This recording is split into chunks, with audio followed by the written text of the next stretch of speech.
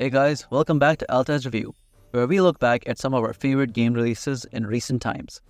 Now that we're getting closer to the Game Awards, we have a better idea on which games have a good chance of taking the top spot. Baldur's Gate 3 in particular has taken the world by surprise as a CRPG, which doubles down on RPG elements and has more freedom than we know what to do with. I have to admit, I thought Baldur's Gate 3 was just an average game that's become a little mainstream for letting you make a few silly choices. Now that we've gotten through about half the game, it makes much more sense how this game is able to stay on the top charts even after releases like Spider-Man 2 or Tears of the Kingdom. So let's talk about how Baldur's Gate 3 has diversified itself while keeping a huge audience.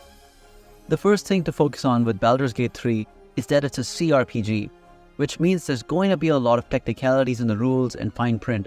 That also means that not everyone will be able to get into it or even stay invested if they don't have enough time or patience. This is also the same reason why I wasn't too keen on getting into the game, since I had a rough idea about the hardcore mechanics and the long playtime. It's also a bit overwhelming while creating your character, but all the little details in character creation are fun and immersive, and they set up your commitment to your character and your decisions for the rest of the game as the many stories unfold. But that's as long as you can get through the character creation and if you can make it through all the tutorials and text that's being thrown at you in the start. And that's the only real lacking in Baldur's Gate 3. It's that it doesn't have any real way to encourage new players to give a chance to its unique gameplay style.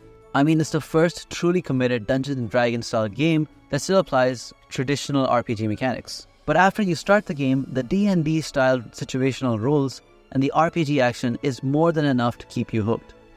It doesn't take too long for the game to identify what you can and can't do, but once you have a general idea of your abilities and what you can interact with, the world is your playground. The important part is how every character or situation is designed to react to your every decision and to all of your various abilities. There's a different outcome depending on your race, class, specific abilities, and how well you roll in several stat checks in a row. So if you got a good roll in 3 dialogues in a row, you might even avoid a whole battle encounter or find out some unique info from a character or from the environment. Your class and race might decide how friendly or how informative a character might be to you and what innate abilities you have in any particular situation. Even against enemies or bosses, there's no limitation on what attacks or effects can work. You have at least a 1 out of 20 chance to succeed any kind of action against any situation. You get curious about what would happen if you said that one dialogue or picked that one lock. It's a lot about how much you can pull off, and the rest is about how you face the consequences of your actions hours later.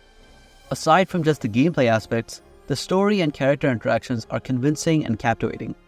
You actually care about how your companions think about you, especially since you get a little notification about whether they approve or disapprove of your actions. The voice acting is amazing, and the expressions along with a range of dialogue options that actually make a huge difference to the flow of conversation makes interactions in Baldur's Gate 3 feel more impactful than any cutscene. You find a lot of side quests alongside your generalized main quest.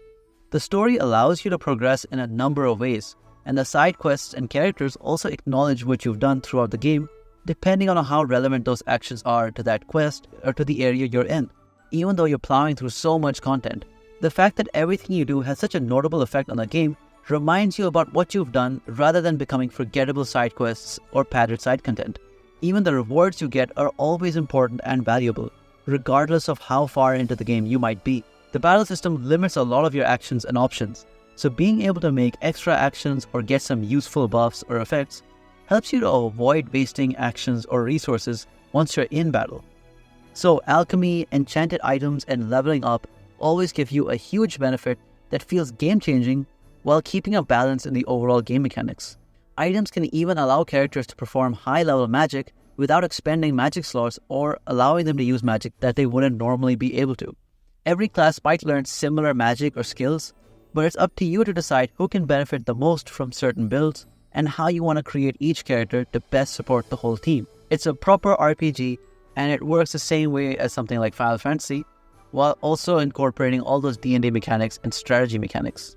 Battles take pretty long, but it takes longer to level up characters in a satisfying way, since so many builds and potential situations come to mind. Every single ability and skill feels important, so you can't really pick which one you want the most. It's moments like this that keep you playing without making this lengthy game feel boring or making the player feel burnt out. Even as an RPG, Baldur's Gate 3 plays so different It feels more like an online game, and it really is the best emulation of a real-life D&D game, since all the lore, dice rolls, choices, and the scale of the world and story are true to the game. But the game is also very helpful in letting you easily experience and absorb all the rules and information in a fun and engaging way. The toughest part of Dungeons & Dragons becomes the funnest part of Baldur's Gate 3, the technicalities. Because as a game, you want to use all the minute details to your advantage and push the choices to their limit, and you get rewarded for keeping an open mind. Unlike most RPG games, there isn't really any way to become OP in this game. It can just be less hard, but everything still depends on dice rolls and good strategy. Baldur's Gate 3 answers most of your "can I do this?" questions with a "yes, you can." But it also makes those choices make sense and play it out in a meaningful way. No matter how wild your decision was, the outcome will still be acknowledged by characters later on in the game, and you'll have to deal with the realistic outcomes of those decisions. As a game, Baldur's Gate 3 is still an RPG, and it needs to excel in that genre to truly be considered successful. And excel it does. Baldur's Gate 3 keeps all the good old traits of a classic RPG, while simply expanding on those ideas using D&D mechanics. These added mechanics don't really impede the classic RPG feel, so any player who's familiar with Dungeons & Dragons is happy to play their beloved board game in this amazing remix. And players who appreciate the simple RPG style still get to explore dungeons, fight bosses, and make specific builds using equipment and skills that suit their characters. The story and gameplay flow together well, and all the role-playing elements are able to shine by keeping players invested in each minute detail. Nothing feels scripted. Since every conversation and interaction is so random, it feels as natural as bumping into a strange situation in real life. Well, in a real fantasy world.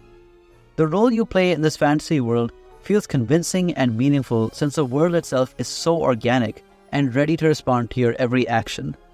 Baldur's Gate 3 might be like Skyrim for the new decade.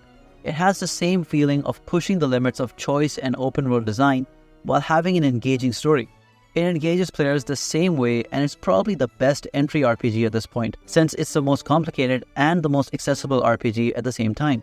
I've heard a lot about how similar it is to Divinity: The Original Sin 2 by the same studio, so I might give that a try too. But to use a long-beloved RPG style to bring D&D to life is a huge accomplishment, since many people have tried it, but only Larian was able to do it right. And with that combination, it's basically creating a new sense of RPG gameplay, the same way Skyrim first introduced everyone to this open world with dragons and fantasy creatures, and being able to wield all kinds of weapons and magic. You have the same feeling of discovery and uniquity in Baldur's Gate 3, along with having a deep, connected story that you actually care about.